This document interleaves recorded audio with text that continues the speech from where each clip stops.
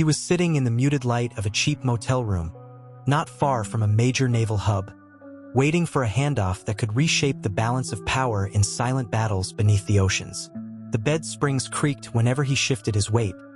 The dim lamp revealed dusty corners, and a thin curtain separated him from the quiet darkness outside. He had been here before. Different motels, different nights, but always the same unsettling purpose.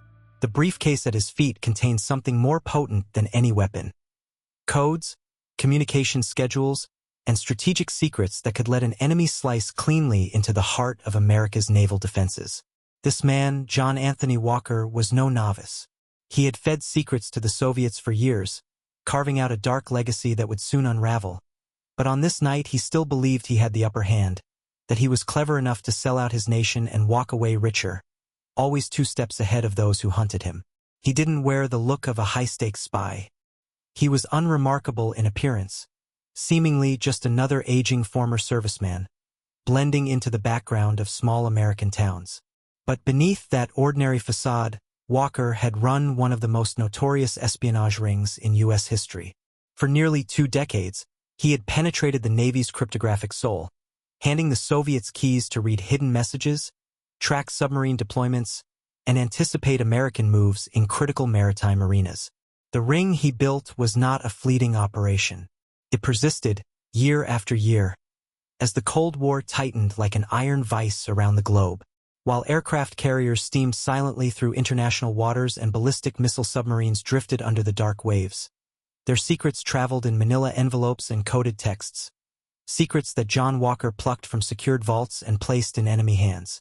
He had not worked alone. Perhaps the most unsettling aspect of his betrayal was how he spread the rot through those closest to him.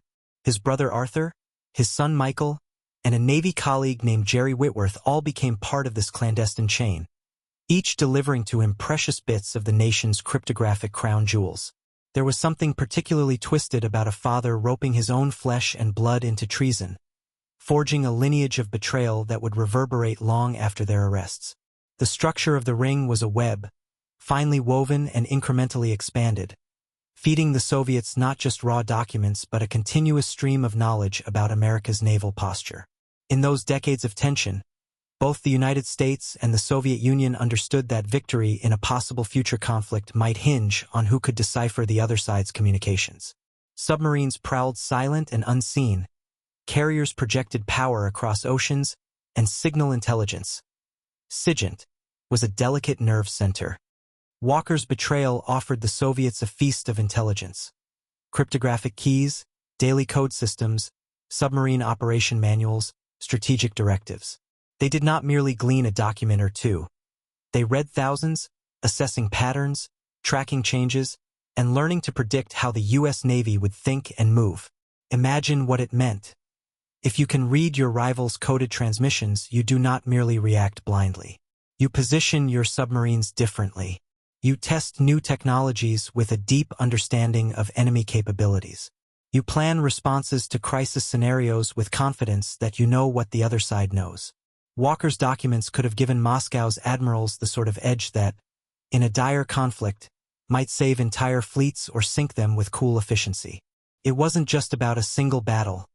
It was about the entire architecture of naval warfare, a secret blueprint delivered gift-wrapped.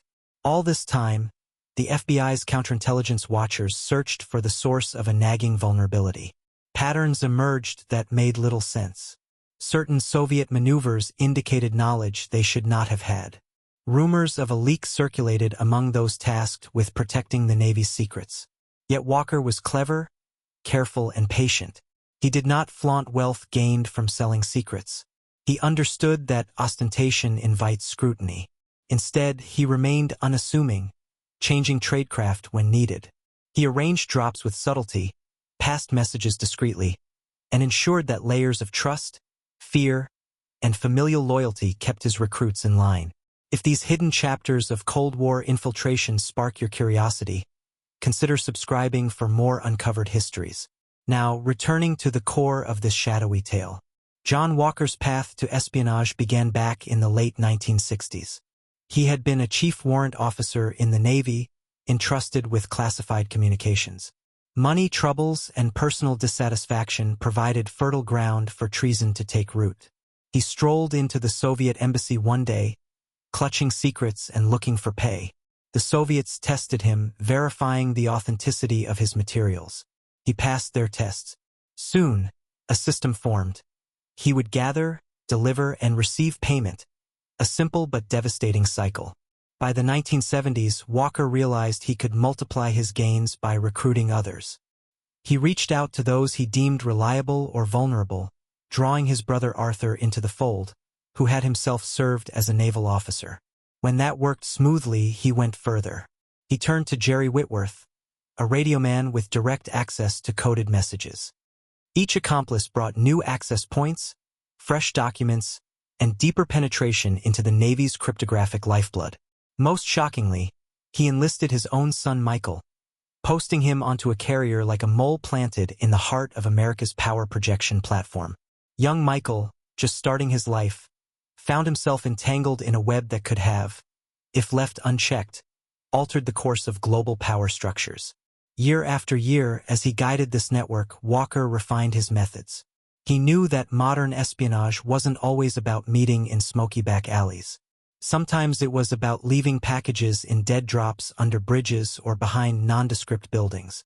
Sometimes it required coded instructions relayed through public payphones or subtle signals in an agreed-upon location. The Soviets, impressed by the quality and quantity of his deliveries, rewarded him handsomely. There are whispers that the Soviet KGB considered Walker among their most valuable American assets during that era. Such a consistent flow of cryptographic material was exceedingly rare. He didn't just give them a snapshot of U.S. naval communications. He provided a living, breathing portrait that evolved with each passing month. Across the Atlantic, in Moscow's secret halls, KGB officers pored over the material. They passed it to analysts who matched American cryptographic keys against intercepted transmissions. With these keys, previously impenetrable messages became transparent. They learned how American submarines communicated with their command structure, how the Navy rotated these codes, and what fallback procedures existed. They traced fleet movements and gleaned insights into how American commanders thought about confrontations at sea. It's possible that some submarine captains in the Soviet Navy went to sleep at night feeling a bit more confident, believing they held a sliver of advantage thanks to a quiet American insider funneling secrets like precious contraband. In Washington, D.C., at the FBI's headquarters and in the offices of naval intelligence, there was frustration. They suspected a leak, a dangerous one, but each attempt to pinpoint it came up short. They reviewed security protocols, initiated discreet investigations, tried isolating variables to see where the breach might be. They looked at patterns in which documents the Soviets seemed to exploit. Slowly, suspicion circled closer to Walker and his associates. He might not have known precisely when he landed on the radar, but the circle was tightening. If he was perceptive, perhaps he noticed subtle changes. More careful scrutiny during periodic security reviews, unexplainable questions from old colleagues, certain documents becoming harder to access. Or maybe he sensed nothing at all, confident that his well-oiled operation could not fail. The ring's exposure, ironically, began from someone who had once been close to him. Barbara Walker, John's ex-wife, held on to suspicions about her former husband's activities. Marital discord, financial strain, loose remarks, these could create tiny fractures in a spy's protective shell. Eventually, her concern led her to contact the authorities. The FBI seized this opportunity like hounds catching a fresh scent. They meticulously surveilled Walker, watching every subtle move, tracking him as he made secret drops. They recorded him transferring classified materials, they mapped his network. By the mid-1980s, they had amassed enough evidence to close the net. Consider for a moment the shock waves that would ripple through the intelligence community upon the arrests. In May 1985, the FBI caught John Walker red-handed, leaving confidential documents for Soviet pickup. Nearly 20 years of espionage collapsed in an instant. Swiftly, his brother Arthur, his son Michael, and Jerry Whitworth were also taken down. The United States confronted the astonishing reality. A family-centered spy ring that had burrowed deep into the Navy's nerve center, selling out not just a few secrets but a vast, evolving library of classified information. The trials brought the scope of the betrayal into public view. The American public, accustomed to hearing about Soviet spies or infiltration, was stunned by the longevity and breadth of this treachery. That Walker had ensnared his own son outraged many. This was not a spur-of-the-moment lapse, but a cold, calculated conspiracy that stretched across years, outlasting presidential administrations, policy shifts, and countless routine security upgrades. Inside courtrooms, prosecutors laid out evidence in damning detail. Documents, coded messages, pay receipts. Walker was forced to face the enormity of his deeds. Their consequences spread across top-secret briefings and strategic war games. For the U.S. Navy and the cryptographic community, the aftermath was profound. Suddenly, they had to assume that the Soviets possessed a frightening level of insight into their operations. They needed to change ciphers, revise protocols, restructure cryptographic distribution networks, and ensure far more rigid internal controls. While the Walker Ring may not have led to a direct armed confrontation, it potentially saved the Soviets years of research and trial and error in code-breaking. It also prompted an urgent reassessment. If one man, and his small circle of accomplices, could cause this scale of compromise over decades, what other vulnerabilities lurked? This forced a cultural shift. Security clearances were scrutinized more thoroughly. Background checks became more rigorous. The idea that one's own people could be the greatest threat sank in. The case became a staple in counterintelligence training, a grim reminder that loyalty can be corrupted by greed and resentment. Walker's story became a powerful lesson that sometimes the enemy doesn't break down the door. Sometimes he's had a key all along. Yet not all the ring's nuances were splashed on the front pages. Behind the scenes, investigators uncovered how meticulously Walker had managed the transfer of code keys. He would sometimes provide just enough detail for the Soviets to unlock an entire month's worth of communications. In other instances, he handed over critical reference manuals that taught the Soviets how U.S. Navy encryption systems evolved over time, meaning the enemy didn't just get a momentary advantage, they obtained a toolset for long-term interpretation. Even lesser known is how close the Soviets guarded the source of their windfall. The KGB divided knowledge internally, ensuring that only a select few understood exactly who provided the golden stream of data. To them, Walker was a priceless gem, and they protected him from exposure by not acting too brazenly on all the information at once. They masked their knowledge through subtle maneuvers, careful not to let the Americans realize their codes had been cracked wide open. For years, this cat-and-mouse game persisted in the shadows, a quiet duel beneath the surface of the Cold War's more visible conflicts. As more details were declassified over the decades following the collapse of the Soviet Union, intelligence experts pieced together the enormity of what had been handed over. Some files suggest that the Soviets had, at certain periods, near real-time insight into U.S. submarine deployments in critical theaters. This could have given them strategic leverage in negotiations, proxy conflicts, and the silent standoffs that defined much of the era's nuclear brinkmanship. While we'll never fully know all the ways the Soviets exploited this treasure trove, it's clear the Walker Ring was no minor footnote. It was a top-tier penetration. Jerry Whitworth's involvement was especially critical. As a radioman with high-level clearance, he supplied reams of cryptographic key lists and communication instructions. These were not mere scraps of data. They were the skeleton keys to American naval secrecy. Whitworth, who presented himself as a loyal sailor, was in fact quietly auctioning off his country's voice. And while Whitworth eventually received a lengthy prison sentence, the damage he facilitated will forever mar his place in history. Arthur Walker, too, played a role, though lesser in scale. Yet the symbolism of two brothers engaging in such acts still haunts the narrative. It lent a twisted familial dimension, as if the bonds that might have prevented betrayal instead fortified it, allowing each conspirator to trust the other blindly.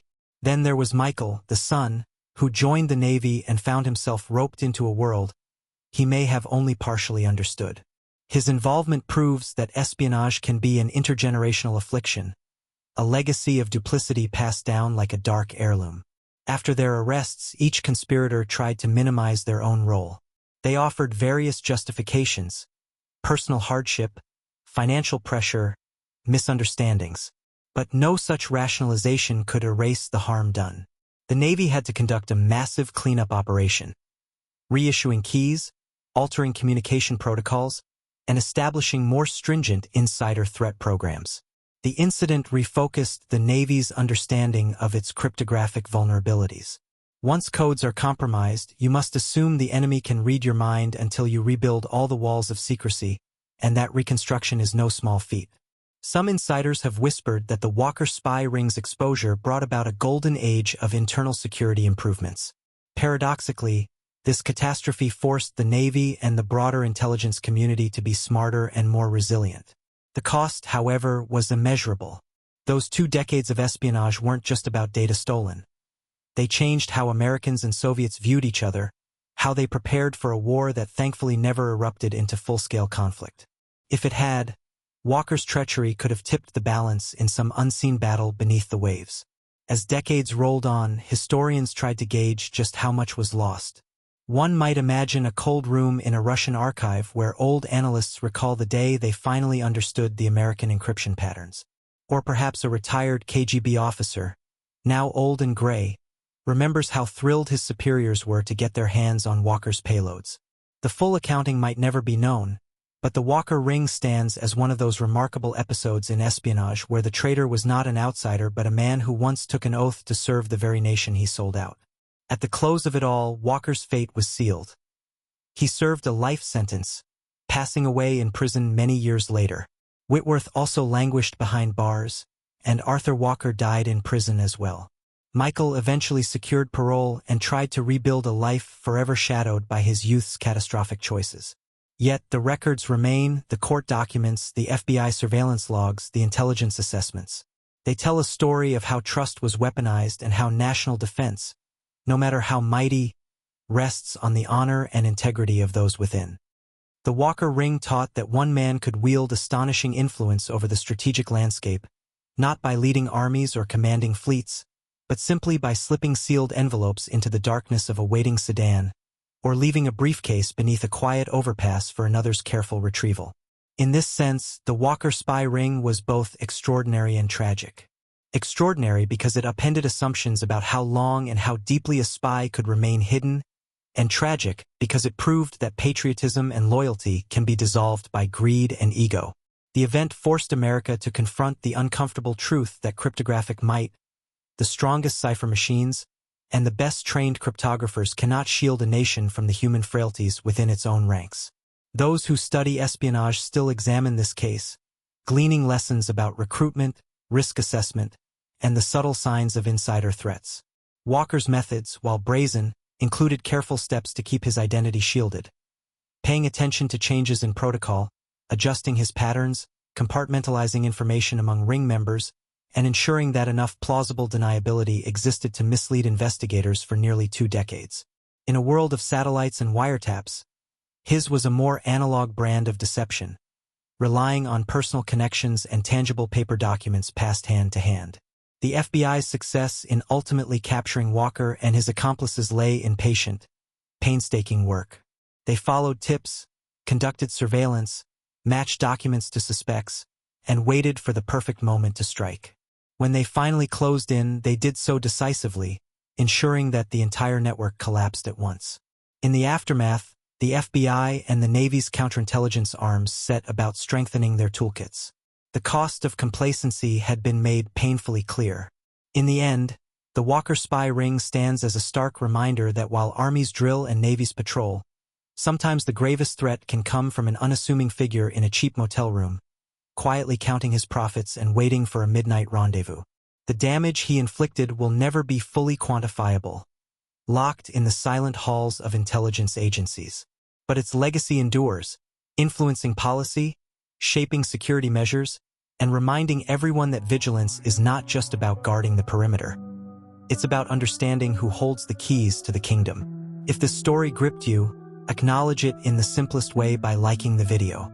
For in the shadows of the Cold War, amid tension and distrust, one man and his small circle proved that history can be bent by whispered secrets, and that beneath the calm surface of international waters, unseen currents of betrayal can shift the fate of nations.